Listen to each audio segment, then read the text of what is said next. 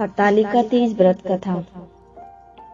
हे गौरी, पर्वतराज हिमालय पर स्थित गंगा के तट पर तुमने अपनी बाल्यावस्था में 12 वर्षों तक अधोन्मुखी होकर घोर तप किया था। इतनी अवधि तुमने अन्न ना खाकर पेड़ों के सूखे पत्ते चबाकर व्यतीत किए। माघ की विकराल शीतलता में तुमने निरंतर जल में प्रवेश करके तप किया। बैसाख की जला देने वाली गर्मी में तुमने पंचाग्नि से शरीर को तपाया। श्रावण की मूसलाधार वर्षा में खुले आसमान के नीचे बिना अन्न जल ग्रहण किए समय व्यतीत किया। तुम्हारे पिता तुम्हारी कष्ट साध्य तपस्या को देखकर बड़े दुखी होते थे। उन्हें बड़ा क्लेश होता था।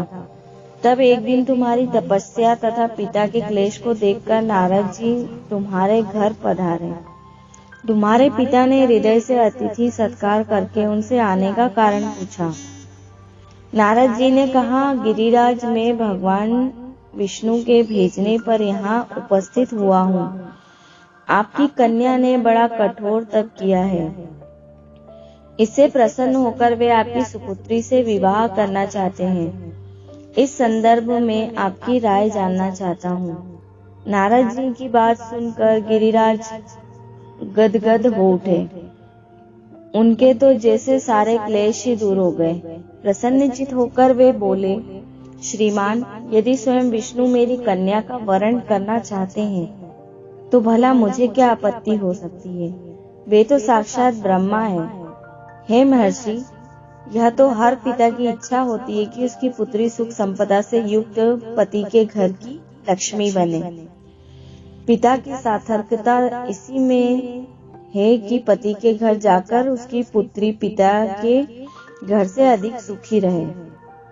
तुम्हारे पिता की स्वीकृति पाकर नारद जी विष्णु के पास गए और उन्होंने उनसे तुम्हारे ब्याह के निश्चित होने का समाचार सुनाया।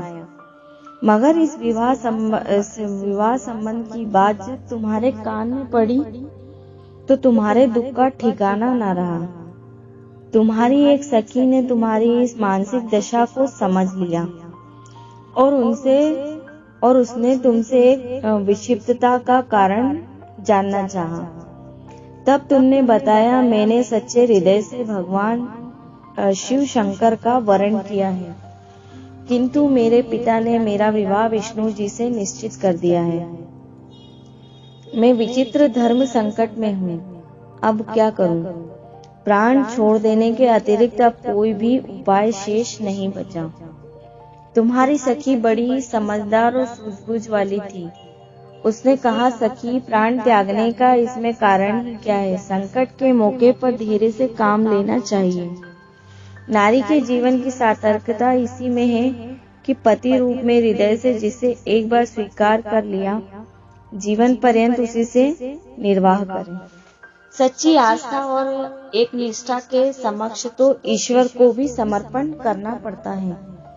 मैं तुम्हें घनघोर जंगल में ले चलती हूँ, जो साधना स्थली भी हो और जहाँ तुम्हारे पिता तुम्हें खोज भी ना पाए। वहाँ तुम साधना में लीन हो जाना। मुझे विश्वास है कि ईश्वर अवश्य ही तुम्हारी सहायता करेंगे। तुमने ऐसा ही किया। तुम्हारे पिता तुम्हें घर पर ना पाकर बड़े दुखी तथा चिंतित हुए। वे सोचने लगे कि तुम जाने कहाँ चली गई। मैं विष्णु जी से उसका विवाह करने का प्रण कर चुका हूँ। यदि भगवान विष्णु बारात लेकर आ गए और कन्या घर पर ना हुई तो बड़ा अपमान होगा। मैं तो कहीं मुंह दिखाने के योग्य भी नहीं रहूंगा। यही सब सोचकर गिरिराज ने जोर शोर से तुम्हारी खोज शुरू करवा दी। इधर तुम्हारी खोज होती रही और उधर तुम अपनी सखी के साथ नदी के तट पर एक गुफा में मेरी आराधना में लीन थी। भाद्रपद की शुक्ल तृतीया को हस्त नक्षत्र था। उस दिन तुमने रेत के शिवलिंग का निर्माण करके व्रत किया। रात भर मेरी स्तुति के गीत गाकर जागी। तुम्हारी इस कष्ट साध्य तपस्या के प्रभाव से मेरा आसन डोलने लगा। मेरी समाधि टूट गई। मैं तुरंत तुम्हारे समक्ष जा पहुंचा और तुम्हारी तपस्या से प्रसन्न होकर तुमसे वर मांगने के लिए कहा। तब अपनी तपस्या के फलस्वरूप मुझे अपने समक्ष पाकर तुमने कहा, मैं हृदय से आपको पति के रूप में वरण कर चुकी हूँ। यदि आप सचमुच मेरी तपस्या से प्रसन्न होकर आप यहाँ पधारे हैं तो मुझे अपनी अर्धांगिनी के रूप में स्वीकार कर लीजिए। तब मैं तथास्तु कहकर कैलाश पर्वत पर लौट गया। प्रातः होते ही तुमने पूजा की समस्त सामग्री को नदी में प्रवाहित करके अपनी सहेली सहित व्रत का पालन किया।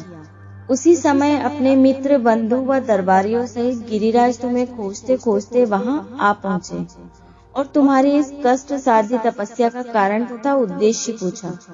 उस समय तुम्हारी दशा को देखकर गिरिराज अत्यधिक दुखी हुए और पीड़ा के कारण उनकी आंखों में आंसू उमड़ आए थे। तुमने उनके आंसू पोंछते हुए विनम्र स्वर में कहा, पिताजी, मैंने अपने जीवन का अधिकांश समय कठोर तपस्या में बिताया है। मेरी इस तपस्या का उद्देश्य केवल यही था कि मैं महादेव को पति के रूप में पाना चाहती थी। आज मैं अपनी तपस्या की कसौटी पर खरी उतर चुकी हूँ। आप क्योंकि विष्णु जी से मेरा विवाह करने का निर्णय ले चुके थे, इसलिए मैं अपने आराध्य की खोज में घर छोड़कर चली आई। अब मैं आपके साथ इसी शर्त पर घर जाऊंगी कि आप मेरा विवाह विष्णु जी से ना करके महादेव से करेंगे। गिरिराज मान गए और तुम्हें घर ले गए। कुछ समय के पश्चात शास्त्रोक्त विधि विधान पूर्वक उन्होंने हम दोनों को विवाह सूत्र में बांध दिया। हे पार्वती, भाद्रपद की शुक्ल तृतीया को तुमने मेरी आराधना करके जो व्रत किया था, उसी के फलस्वरूप मेरा तुमसे विवाह हो सका। इसका महत्व यह है कि मैं इस व्रत को करने वाली कुंवारियों को मनवांछित फल देता हूँ।